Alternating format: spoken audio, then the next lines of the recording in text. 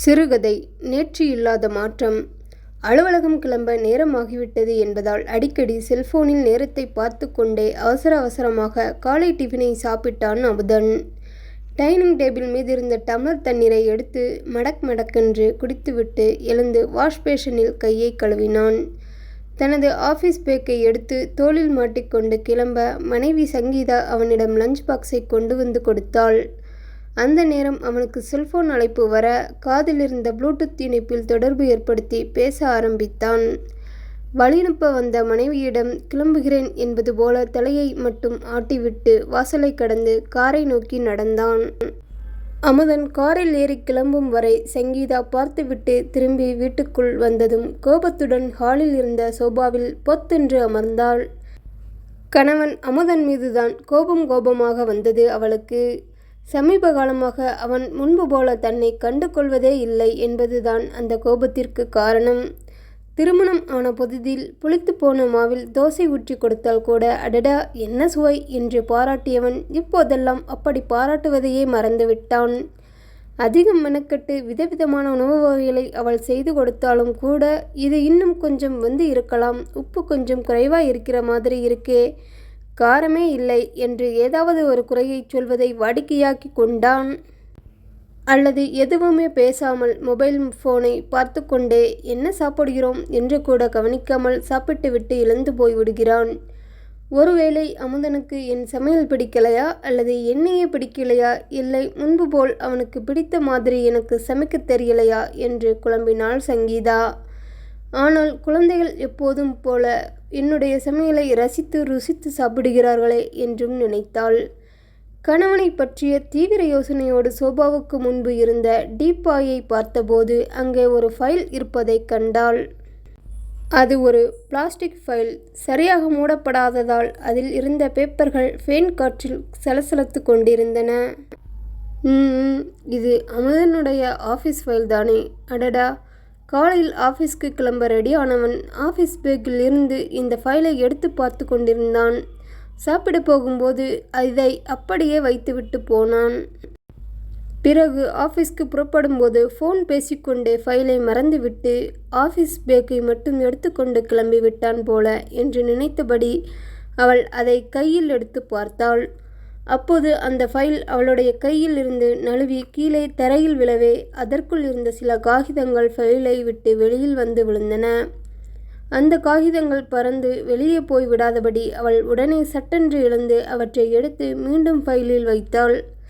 அதில் அமுதனுடைய முத்தான கையெழுத்தில் எழுதப்பட்டு இருந்த காகிதம் ஒன்று அவள் கண்ணில் பட்டது. மற்ற காகிதங்கள் எல்லாம் ஆங்கிலத்தில் பிரிண்ட் செய்யப்பட்டு இருக்க இது மட்டும் தமிழில் எழுதப்பட்டு இருந்ததால் அதை ஆர்வத்துடன் படித்தாள். நீ என் மனைவியாக வந்தது என்று ஆரம்பித்த வரியை பார்த்ததும் அது அவளுடைய ஆவலை தூண்டியது. அதை முழுவதுமாக படிக்க விரும்பினாள். நீ என் மனைவியாக வந்தது நான் செய்த புண்ணியம். நீ என்னையும் குடும்பத்தையும் அக்கறையோடு கவனித்துக் கொள்வதால் தான் நான் வீட்டிலும் சரி அலுவலகத்திலும் சரி கவலை இல்லாமல் சந்தோஷமாக இருக்கிறேன். எனக்கு இருக்கும் ஆஃபீஸ் வேலை பரபரப்பில் உன்னிடமும் குழந்தைகளிடமும் மனம் விட்டு பேச நேரம் ஒதுக்க முடியவில்லை. என் மனதில் உள்ளதை நேரடியாக சொல்வதை விட இந்த கடிதம் மூலமாக என் உள்ளம் திறந்த சொல்கிறேன். நீ இல்லாமல் என் வாழ்க்கையே இல்லை. உன்னை எனக்கு மனைவியாக கொடுத்த கடவுளுக்கு நன்றி சொல்கிறேன். உன் மீதுதான் அதிகப்படியான அன்பை பொழியவே விரும்புகிறேன். அந்த கடிதத்தை படிக்க அவளுக்கு ஆச்சரியமாக இருந்தது. அந்த கையெழுத்து அமுதனுடையதுதான் என்பது தெளிவாக அவளுக்கு தெரிந்தது. ஏன் இதை அமுதன் ஆஃபீஸ் ஃபைலில் வைத்திருக்கிறான்? நான் அவனிடம் கோபமாக இருப்பதை தெரிந்து கொண்டு என்னை சமாதானப்படுத்த இப்படி எழுதி வைத்தானோ? நான் பார்க்க வேண்டும் என்று வேண்டுமென்றே இந்த ஃபைலை வீட்டில் வைத்துவிட்டு போய்விட்டாரோ? இப்படி பலவிதமாக அவள் யோசித்தாள். அதற்குள் ஆஃபீஸ்க்கு ஃபோன். அமுதன் திரும்ப வீட்டிற்கு வந்து காரை நிறுத்தி ஹார்ன் அடிக்கும் சத்தம் கேட்டது. உடனே சங்கீதா அந்த லெட்டரை ஃபைலில் வைத்துவிட்டு அவசரமாக வாசற்படி நோக்கி வந்தாள். ஹாய், நான் ஒரு ஆஃபீஸ் ஃபைலை ஹாலில் சோபா மேலே வச்சுட்டு போயிட்டேன், கொஞ்சம் அதை எடுத்துட்டு வாயேன் என்று கேட்டான். அவள் விறுவிறுவென்று சென்று அந்த ஃபைலை எடுத்து வந்தாள். ஒரு புன்னகையோடு அதை வாங்கி கொண்டு காரை வேகமாக இயக்கினான் அமுதன். அன்று மாலை அமுதன் அலுவலகத்திலிருந்து வீடு திரும்பி வந்த பிறகு அவனால் வீட்டில் நடப்பதையெல்லாம் நம்ப முடியவில்லை. காரை நிறுத்தும் இடத்துக்கே வந்து புன்னகையுடன் மனைவி சங்கீதா வரவேற்றது அவனுக்கு முதல் ஆச்சரியத்தை கொடுத்தது. முன்பெல்லாம் அவன் வீட்டுக்கு வந்ததும் அவள் புலம்ப ஆரம்பித்து விடுவாள். எப்போ பார்த்தாலும் உங்களுக்கு ஆஃபீஸ் வேலை, ஆன்லைன் மீட்டிங்னு சொல்லிக்கிட்டு வீட்டையே கவனிக்கிறதில்ல. இங்கே வீட்டில் ஒருத்தி என்ன சமைக்கிறா, என்ன சாப்பிட்றா, இப்படி எதுவும் கண்டுக்கிறதே இல்லை. எப்போ பார்த்தாலும் அந்த ஃபோனில் யார்கிட்டையாவது பேசிக்கிட்டே இருக்கிறது, இல்லை அதையே நோண்டிக்கிட்டு இருக்கிறது. வீட்டில் பொண்டாட்டின்னு ஒருத்தி இருக்கிறதே உங்கள் ஞாபகத்தில் இருக்க மாதிரி தெரியல. பெத்த பிள்ளைங்கக்கிட்ட பேசக்கூட உங்களுக்கு நேரம் இல்லை. இப்படி எப்போதும் குறை சொல்லி கொண்டு அவனை வம்பளித்து கொண்டே இருப்பாள். இப்போது பாவங்க, நீங்கள் நம்ம குடும்பத்துக்காக இப்படி வேலை வேலைன்னு ஓடிக்கிட்டே இருக்கீங்க. உங்கள் பிள்ளைங்கக்கிட்ட கூட பேச முடியாத அளவுக்கு வேலை. ஆஃபீஸில் என்ன பிரச்சனையாக இருந்தாலும் உடனே ஃபோன் பண்ணி பேசி உங்களை தொந்தரவு பண்ணிகிட்டே இருக்காங்க. நீங்கள் எங்கள் மேலே வச்சு இருக்கிற பாசத்தை புரிஞ்சுக்காம நான் வேற உங்ககிட்ட எப்போ பார்த்தாலும் மல்லு கட்டிக்கிட்டு மூஞ்ச தூக்கிக்கிட்டு இருக்கேன்.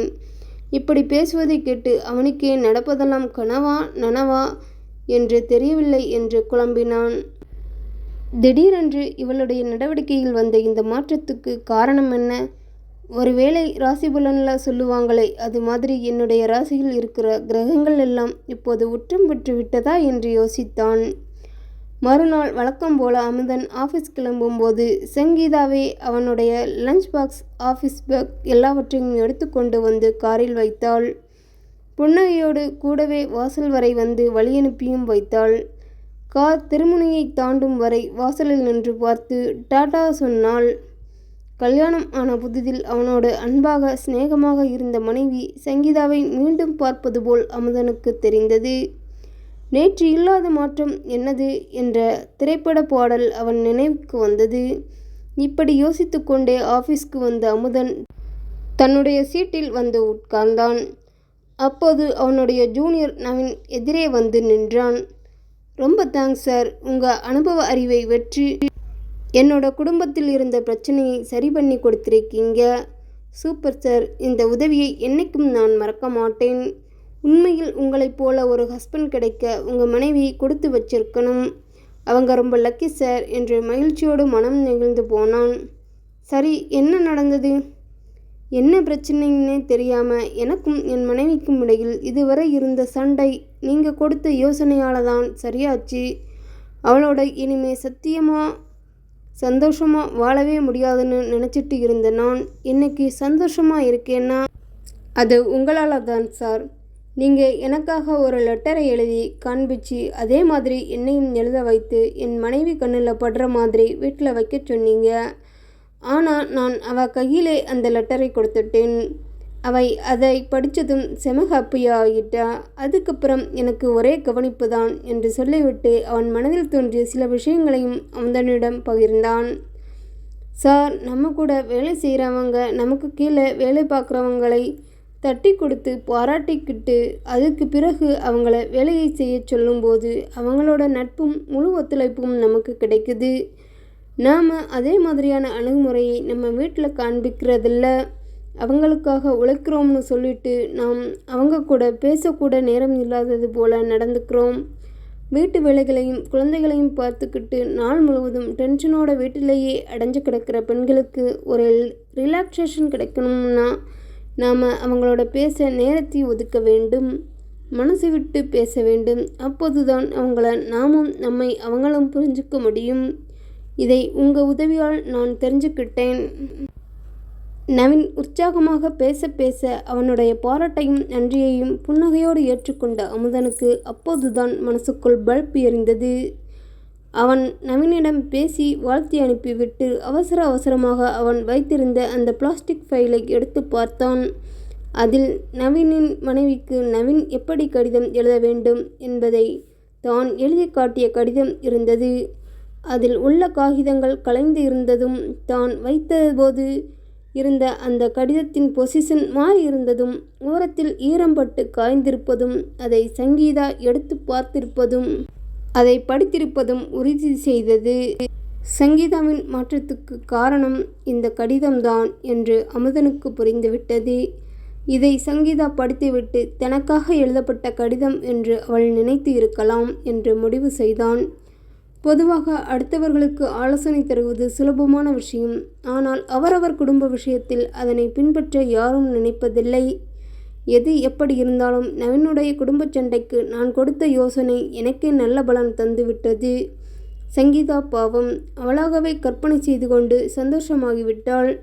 இப்படி நினைத்ததும் அமுதனின் மனதில் ஏதோ ஒருவித நெருடல் ஏற்பட்டது. சங்கீதா என் மீது காட்டும் அன்புக்கு தகுதியானவனாக என்னை நான் மாற்றிக்கொள்ள வேண்டும். இனி வீட்டில் மனைவி மற்றும் குழந்தைகளுடன் அதிக நேரம் செலவழித்து அவர்களை சந்தோஷமாக வைத்திருக்கப் போகிறேன் என்று அமுதன் தனக்குள் சொல்லிக்கொண்டான்.